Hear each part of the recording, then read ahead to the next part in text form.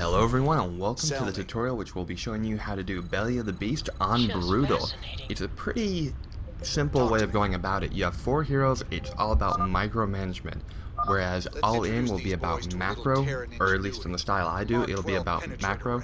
This is completely in contrast to that, it's all about micro. You really only have 3 heroes you need to worry about, and later on you'll be getting into Marines, Medics, and a few Fire Bats, which will help bolster your army temporarily.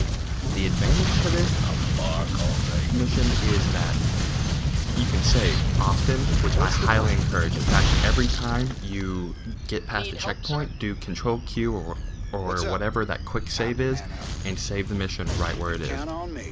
I also recommend getting very liberal with the hot binding keys. As you can see, I have one set up for all my troops and then one set up for each one individually. After that, all you have to do is know the hotkey command, and you can use their special abilities far more efficiently than you ever could have before. Sounds like a plan. The great thing about the scientist is as long as you have him bound in your main army, he tends to do his job without getting in the way. He actually does it really well, because the only way you can tell if somebody's doing a great job is if they're doing it and you never notice them doing it and they never get in the way. So I gotta give kudos to him and the AI programming, because he really never bothered me. And he's got a lot of hit points, which means he can, you know, he can make a few errors while still being alright. And he heals, so I mean, who doesn't want that? The campaign is designed in such a way that it will slow ball you the first couple of missions to allow you, or not missions, but stages and turns to allow you to understand your hero and how they work before it gets really intense and where you have to actually outwardly think and decide what's a good idea and what's not a good idea and when I should pull back. Stuff of that nature. So right here we've kind of learned the 3 abilities of our heroes. I'm going to refer to the scientist as not really a hero because he doesn't really have any active ability that you use often in combat. He's pretty passive. One thing you should do is try and keep him in the back of your army just because better safe than sorry.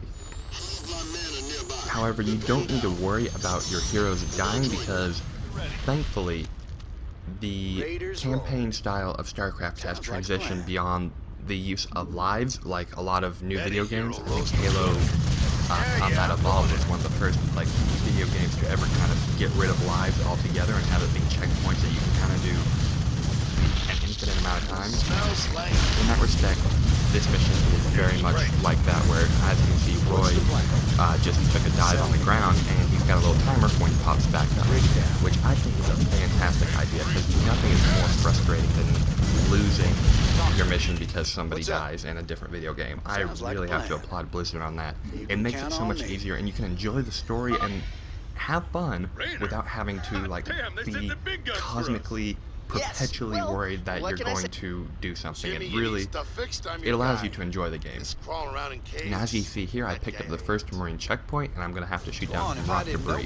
The way I handle my Marines is I pretty much bind them in the lowest group possible. They are not tanky, they cannot take hits, so whenever possible, try and keep them in the back, because that's where they're going to do their best work. They can't take a hit, as I said before, but they can do a good amount of damage. They can do a respectable amount of damage. So it's best to use them for the attribute alone. So you definitely want to make sure you bind them probably with your medic if you have an individual medic key binding and a total army key binding. Go ahead and throw your Marines with your medics in back, because nothing's worse than losing that little bonus damage, which they pretty much are. This is kind of a slow mission to be commentating. I can't really commentate on every specific battle because for the most part, everyone understands, oh, there's a guy, I should probably shoot him, and oh, there's a very convenient line of people, I should probably, oh, well, here we go, we got something dynamic going on.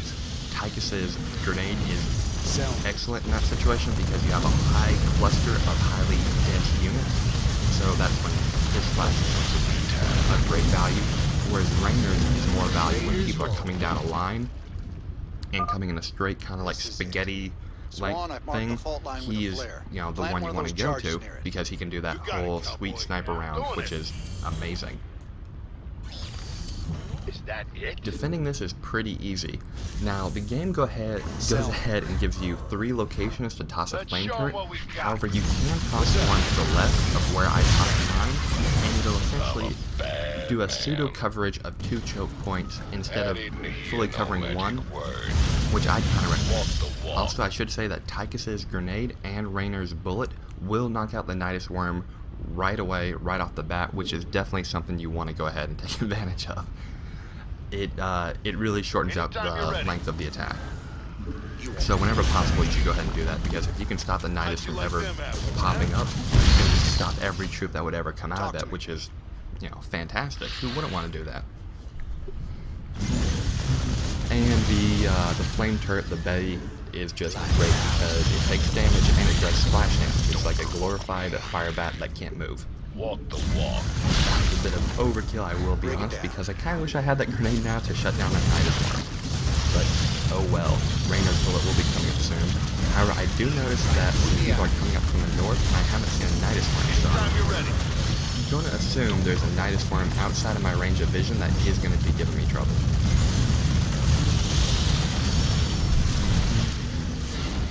Walk the walk. Oh, I'm humming, right. Sometimes I forget I have a microphone, I'm just not talking to myself. The Arbiter can fire, and the Arbiter has a fair amount of hit points, so using the bullet actually doesn't cost that much exhaustion. So you want to make sure that you kill that in a timely fashion.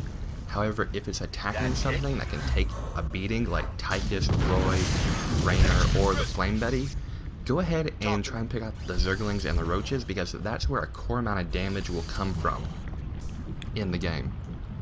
Moving on to stage 2. I guess while I have some time, I'll go ahead and talk about what is going to happen after this mission. Now, this is one of the missions where you have to choose if you want to go option A or route B. Although, strictly speaking, it would be option A or B or route A or B. But it will be one of those missions where you make a choice, and those choices have consequences, reactions, and good and bad things with it.